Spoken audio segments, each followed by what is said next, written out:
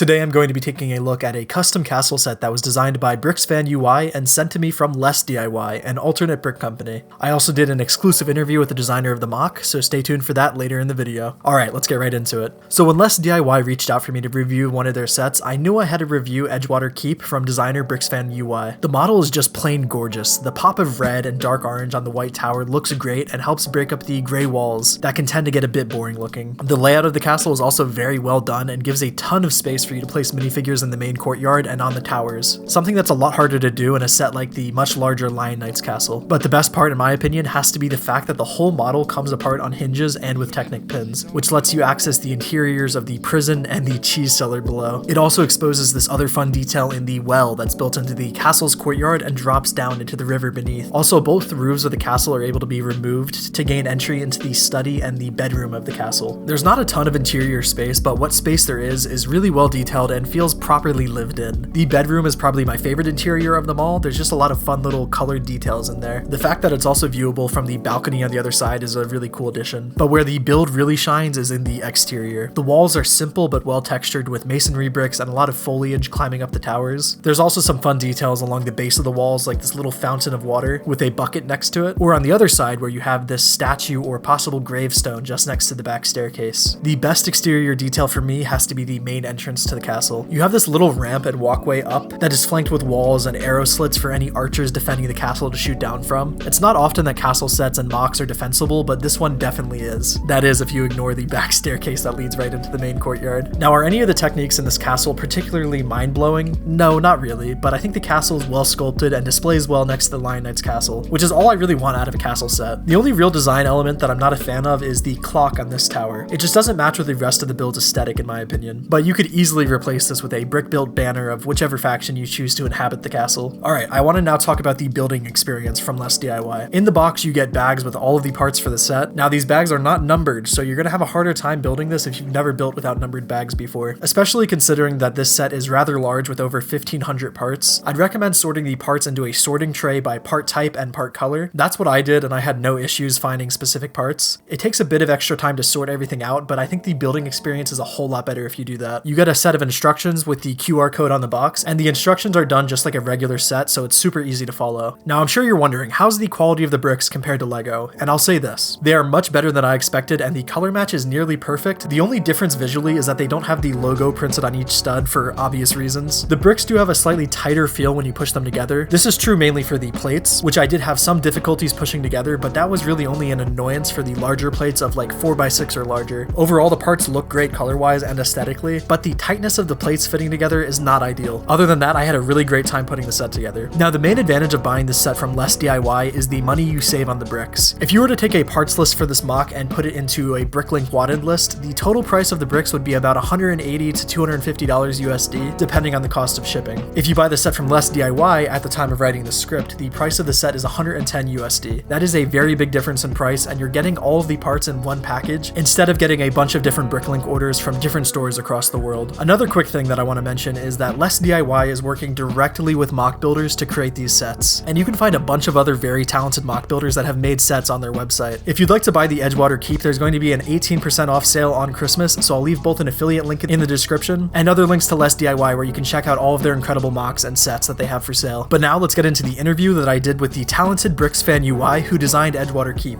So for the people that aren't familiar with your work, how would you describe yourself and what you do in the LEGO community? I'm Gonza, an AFOL from Montevideo, Uruguay. I came back to LEGO during the pandemic, and ever since I've been trying to get better at designing castle-themed models and sharing them with the Instagram AFOL community. I share the vast majority of my instructions for free because I don't want money to be a barrier to entry to spread what I do. Inspiration going back and forth as frictionally as possible is what makes the community greater. I also like to help and share the work of other AFOLs that do the same as me. There are fantastic designers out there. Ultimately, my goal is to keep LEGO Castle alive, since LEGO has discontinued it in 2013 and has only released a few sets in the theme every now and then. So when you sit down to design a MOC, what do you first start with? Reference pictures, a rough layout? What do you start with? When I sit down, I have already started. The design process usually starts in my mind when I'm commuting, cooking, or just after I wake up. If the design is not a generic castle, which I more or less know the components it may have, I do a research for images and the idea of how things actually were, to know what would be historically accurate and what would not. From that, I pick a few characteristics that I'd like to represent in the model, because you can rarely represent the whole thing. Then I sometimes do a drawing of the general shape of the model, and only then I go to the PC PC and start building digitally. Once in the PC, I go for structure and general shape as fast as I can to come back with details later on. So you work a lot in Studio, which is of course a digital mock building program. What are some of the challenges and advantages that come from designing digital mocks? And do you find it easier or harder than building in person? The advantages are clear. You get a near infinite collection of parts to work with, and you get the undo, copy, and paste functions along with more advanced features. The main challenges are, in my opinion, the risk of overdoing stuff and the lack of physical feedback as far as size and stability goes. I come from an engineering background, so I identify pretty easily the parts where stability might get compromised. I just check those parts in real bricks when I feel it's needed. I personally find it easier and more enjoyable to build in Studio. Trying different ideas is much easier, and the idle time of tearing things apart and rebuilding each time is gone. Once I'm happy, there is still a different kind of satisfaction that I get when building it in physical bricks. How would you describe your own style when it comes to mock building, and who are some of your inspirations? My own style, that's a tough one. I'd say my goal is to capture vintage castle sets freshness in the shapes and broad designs, while incorporating modern parts and design elements to those basic ideas. Those design elements could be mini builds to decorate interiors, vegetation, landscaping, and just a tad of greeble on the walls and roofs, but always trying not to overdo it. My goal is to always maximize the value of each part that I use. If I find I need too many parts to build an element of the build, I quickly get discouraged. I need it to feel precise and smart to feel satisfied with each move, for me at least.